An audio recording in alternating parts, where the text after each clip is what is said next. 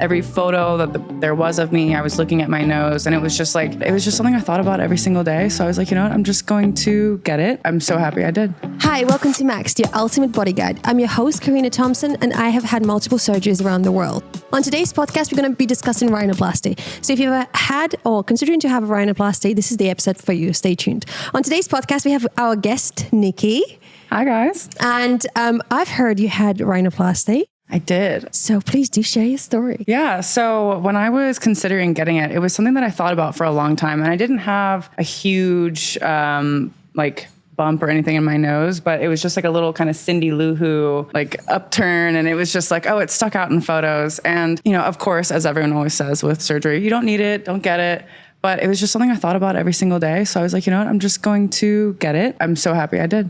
How long ago was that? I think it's coming up on 7 years now. Oh, wow. Okay. Because when I met you first time, I had no idea that you had your nose done. Yeah, I actually get that a lot. I get compliments on my nose, and my favorite thing to respond to that is, thank you, I paid $8,000 for it. Because I'm always honest about what I've had done. People can't tell, but I went for the natural look. You know, of course, I would have loved something cute and small, but I like what I got. And where did you have it done? I had it done with Dr. Roy David in San Diego. Could you just take us through the process of finding your surgeon and then the whole process from there? Yeah, absolutely. So I'm really lucky. My stepdad is deep in the medical field. And so when I was talking about getting my surgery done, he was like, don't do it. But if you're going to do it right. Mm-hmm. And you got to research the doctors and look at everyone you're going into. And so I sent him a few that I had come up with. I made sure they were board certified and all that jazz. Sometimes people put stuff on their websites and it's not accurate. I know. That's kind of crazy. It's the whole McDonald's being like, it's made with 100% beef. And you're like, yes, part of it is 100% beef, but not all of it is. I had him look him up, and then he looked him up on some fancy little doctor website that doctors have access to make sure that they're qualified. And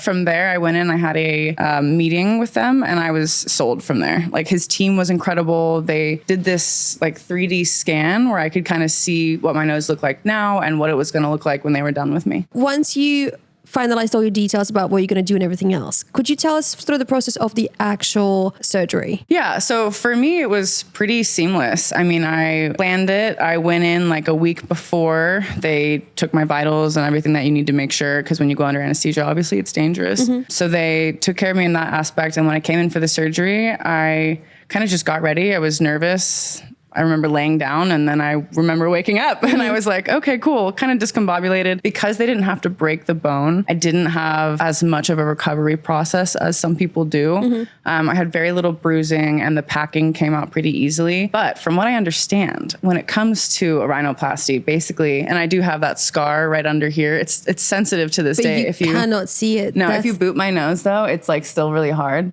Oh, cute. But basically what they do is they cut the skin here, and then they peel everything back. So your whole cartilage is exposed. And then from there, I don't know what they do. Okay. That sounds scary though. Yeah, I'm so good with that. Okay. And did you stay overnight after your surgery, or did you go home straight? No, straight away. My roommate picked me up. I went home. The first 24 hours was really fuzzy. I was on a lot of pain meds. I had a bunch of stuff stuck in my nose. I did take some funny videos. But after that, 24 hours later, she took me back. They took all the packing out, and I was fine from there. Okay. I don't think there's many cases in which a rhinoplasty requires an overnight stay, because it is, in the big scope of things, minimally invasive. When you got home, you said the first 24 hours was pretty hard, but how was the recovery afterwards? And how long did it take for you to be fully recovered without the pain and everything else? I got it done on January 7th or 14th, somewhere around there a few years ago. And after the initial stuff was taken out, again, I didn't have a bridge or any whatever bandage they have to hold it in place, because they didn't have to break any of this part. It was just the cartilage adjustment. So I would say I had maybe 2 weeks of being a little bit bruised and nose sensitivity. I will say that every once in a while I would bump my nose or something, and I wanted to scream every single time. It was quite excruciating. And then I went on a company retreat to Salt Lake City, which was really cold. So I couldn't ski or do anything because you can't do any active sports. But I remember the cold was so activating, because there was just a bunch of blood vessels. Was it extremely painful? I wanted to sneeze all the time, and I was trying not to. And they're like, you can't sneeze. And I'm like, you decide not to sneeze. How do you not sneeze if you have to sneeze? So honestly, that's a very good point. How do you? I'm just going banana. But the recovery was really not that bad. Okay. Oh, I did forget. While I had that done, I also had chin lipo. So you while I had it was at the under. same time? Oh yeah, I was like, if you're going under, might as well just same area. Okay. Yeah. That's awesome. It was the same doctor as well? What was the scariest part about the whole thing? Kind of the initial nerves going into the surgery. There are, horror stories sometimes, and just wanting to make sure that it turns out the way you want it. This is completely out of your control. And I'm the type of person where I'm getting a shot and I need to see them put the needle in me so I have control over the situation. Kind of being out of control in that aspect. And then waking up, I was very just like discombobulated. I had like a huge bruise on my foot for a while. I don't know where that came from. On your foot? Yeah, I guess I might have like kicked it or they dropped my leg or something when I was on the anesthesia. What? See, that's scary to me. Sometimes I've heard few horror stories where they wake up and they have something missing on their body they didn't expect, or they have like a cut. There are some very few cases of rhinoplasty where people can wake up with nerve damage in their legs and they have like permanent nerve damage. How? I don't know. That is scary. Imagine going for a nose job and you can't walk. There's a famous like TikTok influencer or something, and she had a rhinoplasty, and then afterwards her like something about her feet were unwell. I don't know if she was able to get it reversed or fixed, but That like is so scary. Yeah, she had to walk with like crutches. Wow. Well, So there's risks. there are risks. Do your research. Yeah. Make sure it's the right doctor. I mean, I've had a friend, she went in for, I think it was like a mini BBL and chin something, and then she woke up missing a tooth. What? Yeah. And she had to go through like a whole medical malpractice thing. And she was like, how did I wake up missing a tooth? And they wouldn't tell her because obviously they don't want to give her extra information. I'm sorry. How'd you go for BBL and you said chin lipo? I guess chin, maybe it was a chin implant she was doing, or maybe there wasn't even a chin. Maybe it was just a BBL. She lost a tooth. I just know that she mainly went in for a BBL and she was missing a tooth afterwards. That which is was the not craziest supposed to happen. thing. That actually is insane to me. Okay, so do your research, obviously. Yeah. And I was going to ask you as well. So I know you did your surgery in San Diego. Was there a reason why you chose San Diego, or like did you look around anywhere else, or? Mostly convenience. I was living there, and I feel like while it's not LA or Miami, which obviously are better plastic surgery hubs, I guess, or Korea, it was just convenient and close. And the person that I looked up had qualifications that were fine. I think if I was in a city where I didn't like any of the doctors, I would have planned a trip to somewhere else to see a professional. But the person that I was able to access was spectacular. I would go there for any surgery that I would. And the doctor still does surgery procedures as well to this day? Yeah. Oh yeah, they have a beautiful med spa in San Diego. What place was it? Roy David, MD. Yeah, I think it's called the Golden Triangle now. That's really fancy. Yeah. Golden Triangle. Yeah, well, I hope they're not missing their teeth there. So No, I have left everything with all of my teeth, I can happily say. So thank you so much for sharing your story, first of all. And for those who's watching, and if they're thinking about doing rhinoplasty, or maybe they had it done before and then maybe they plan on redoing it, what would you recommend? I would recommend, I've had a lot of people come to me actually afterwards, or since I've had my nose job done. I've sent 3 of my friends to the doctor that did mine. I think a lot of it is just have in mind what you're looking for. Obviously, everyone has an idea of what they want their face to look like, but also keep it within like the natural realm, because a more natural looking nose is going to suit you in the long run. I think the nose and the ears continue to grow as well as you age, no matter what. So I don't know, I guess just do your research and have a good friend to watch you for the 24 hours afterwards, because it is rough. If you'd say roughness from 1 out of 10, where 1 is unbearable and 10 is doing fantastic. I don't have a lot of painful experiences, luckily. So for me, it was probably in the upper realm. I would say it was like a 7 in terms of just like pain and not being able to do. You can't bend over. Oh God, you can't even like pick something off the ground. Actually, I said it the wrong way around. I meant 1 is no pain and 10 is full pain. Oh, I didn't even process that. Yeah, sorry, my bad. But I know that because if you have like a cut on your lip or anything, and if you go downwards, it's just like you can feel the pressure and it just throbs. Yep, so the idea of having your nose done and it's just, the pressure. Yeah. It's like that times 1,000. Everything's throbbing. You get stars in your eyes. You're like, I got to sit down. It's not a fun experience. So you definitely need someone to help you do things for a while. Yeah, definitely get yourself a friend. That's a good one. Anyway, we're going to go to the next segment. For the next segment, I would like to do this or that. Okay. Breast augmentation or BBL? Breast augmentation. Breast lift or implants? Breast lift. Saline or silicone? I haven't done research on the difference. So the difference is with silicone, it's a silicone. It's like these gooey, weird things. If it leaks, if it ruptures and it leaks, it's actually can be quite dangerous for your body because your body can absorb it and With saline, it's more like a liquid. So even if it does rupture, it's more natural liquid. So if you get in, they usually say if it gets in bigger sizes, something like over 800 cc's, the saline is better for you than silicone because it's less dangerous for your body. Yeah, I mean, I'd probably go for the saline then, but I think it would depend on because I wouldn't go that big. Okay. And you're natural, right? Yeah. Chin lipo or jawline filler? I would do lipo. Filler or fat transfer? Fat transfer. Surgical facelift or filler? Surgical facelift. Interesting. Big lips or balanced? Balanced, but on the bigger side. Big, balanced, big. Balanced and big, yep. Awake procedure or general anesthesia? Ooh, anesthesia. Snatched nose or natural nose? Snatch nose. BBL or athletic shape? Athletic shape. 0 wrinkles or natural movement? Probably 0 wrinkles for right now, but I do think that as a society, we should probably focus on letting everyone age gracefully and stop trying to prevent it. But I should follow my own word. Super white veneers or natural shade? Natural. Permanent surgical changes or temporary tweaks like filler and Botox? I would argue that filler and Botox are so different, though, because filler to me is more of a permanent change because maybe you're putting it in here, but it's going to stay in you somewhere else forever. Yeah.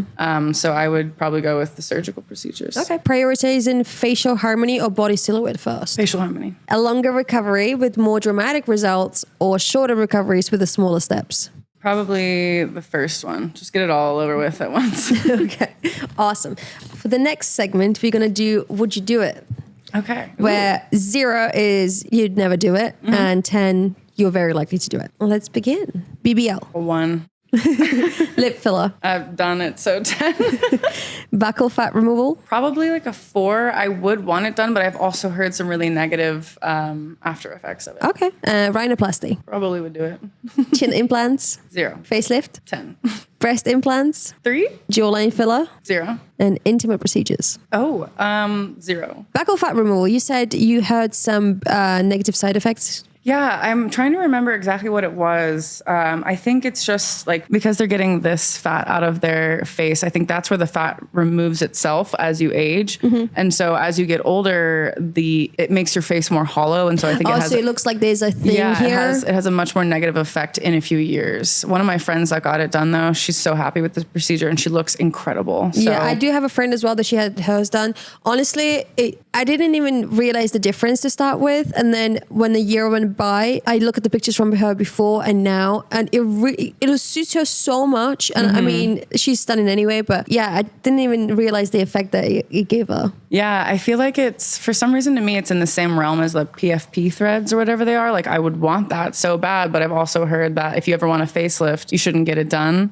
Do you know why? No, I also like all of this is just from girls that have gotten things done. My neighbor Lauren is incredible, and she has had threads in, and she was telling me, she was like, "Yeah, I know you're not supposed to get them if you ever want a facelift, but I got them, and I'm going to get a facelift." And I was like, "Go off, queen." For the next segment, I would like to do celebrity hit or miss, where you're going to tell me with the age, have they hit or they missed. For the first one, we're going to go with Lissarina, and she's from the Real Housewives, and this is her on the left, back in time, and on the right, it's now. Would you say it's a hit or would you say it's a miss? I would say it's a miss. Obviously, you lose some volume in the face as you get older, but it looks like she put a lot of it back in with filler. And that's kind of what I was talking about with filler, where when you add it, you're adding it, and maybe it's not staying in the place that you want it, but it's still staying in your face. And I think it's giving people like a much thicker look, which is why I've kind of avoided filler for, at least for now.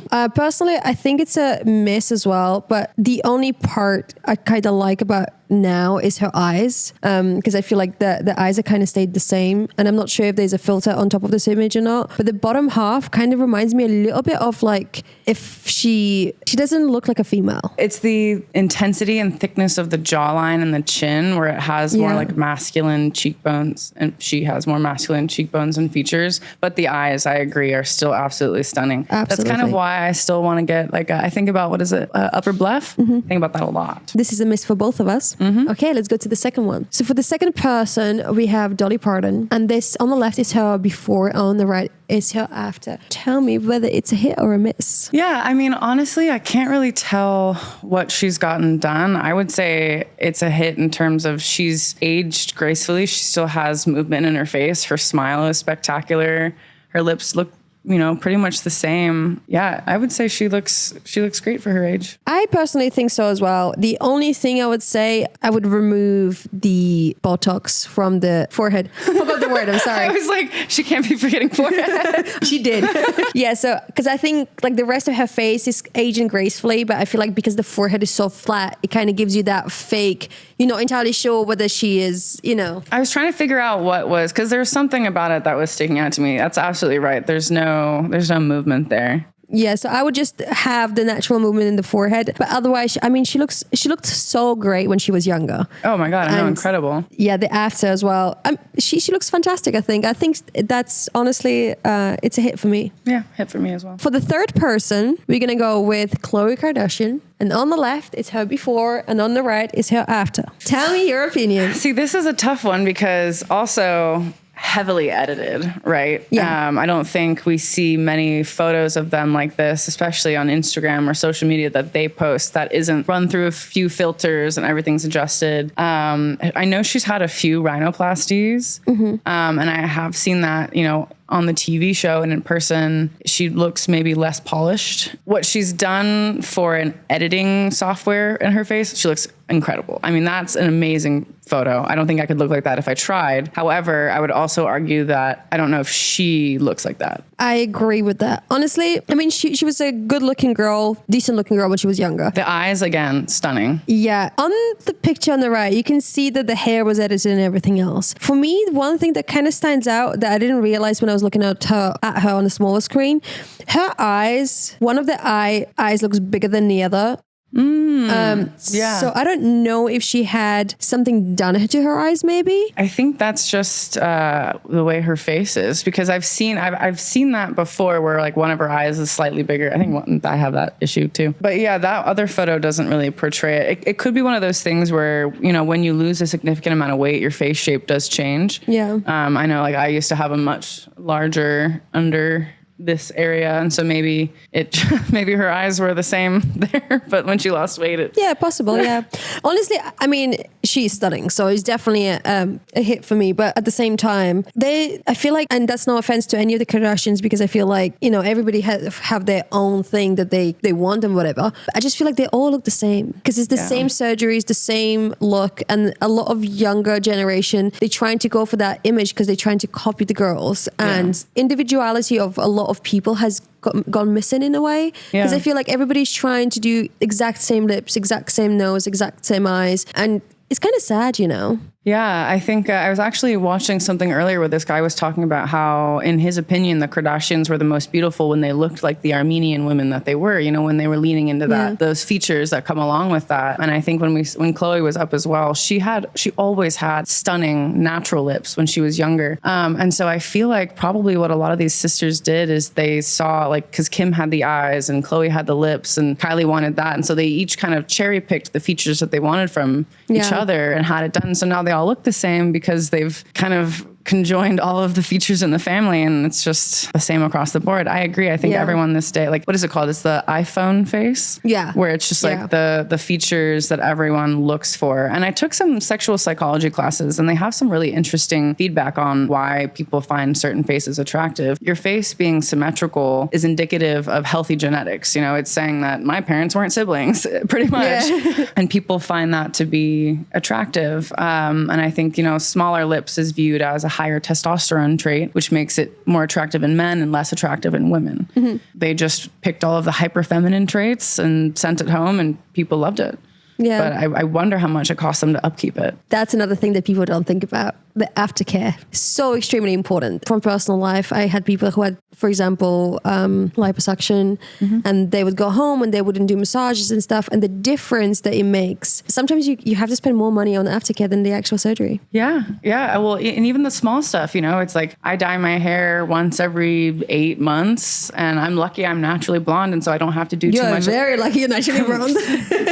But so, like, a lot of these other women, like I know a few of my friends are in the salon every 2-3 weeks. I have to be in every 6 weeks. Yeah. I'm naturally dark, more like a mousy brown color. So I have to go every 6 weeks to dye my hair and every 4 weeks to move my extensions. Yeah. Which is kind of crazy, honestly. I don't know why I do it, but you know. It feels good when you look the way you like, and maintaining it is so hard. I mean, half of the time I see the influencer bodies and I'm like, that would be so great to have, but it's not like they're like, oh, I love Pilates. Yeah, but they're doing Pilates like 3 times a day and it's heated. Yeah. Like, and then they're like having a green smoothie and they're like, now I'm done. Like, it's a unreasonable standard to maintain. A lot of people look at the social media and they think that's the real world. And we all have to remember that nobody posts the bad things. It's all a highlight reel. I think one of my favorite things is I'll go on my Instagram and I'll look at old photos and I'm like, oh, I was so hot. And I'm like, Nikki, you've never looked like that. You edited that photo. You've never looked like that. That's actually a very good point. There's few things I was looking back as well a few months ago, and I had a few pictures from like a few years ago, and I was like, oh my God, I look really nice. And then I realized I've edited those pictures. I'm like, no, hang on a second. That is not how I looked. Yep. Yeah, I got to check yourself mentally sometimes because it gets so interesting, especially in our industry. Like when you go outside and you're like, oh, this is what normal people look like. Like not everyone is this hyper perfect doing everything all the time. Like there are a lot of normal people out there. That's why I've been trying not to use any filters, not to do anything, just kind of try to keep it as natural as you can. Because not only it doesn't help me, but it also doesn't help other people to think, oh, well, you know, your skin is perfect or something, you know, and it's just like, thank you. That's not true, but thank you.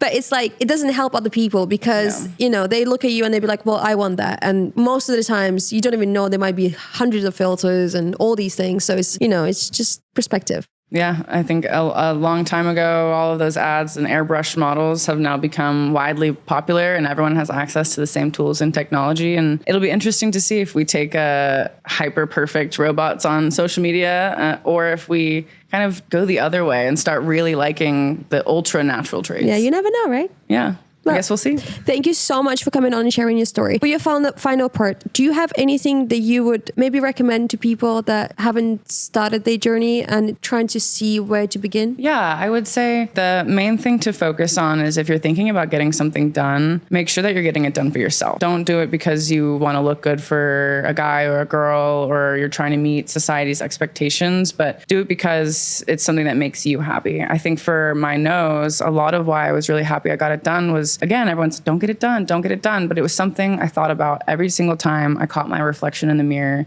Every photo that there was of me, I was looking at my nose and it was just like taking a little bit of the joy out of life. And so getting my nose done, I'm not like constantly looking at my nose now like, oh my God, it's perfect, whatever. But I don't think about it anymore. Yeah, and took that stress away. That peace of mind is worth every penny.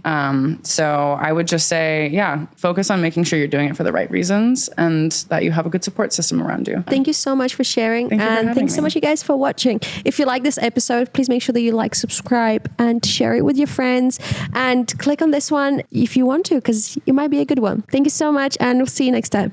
Bye.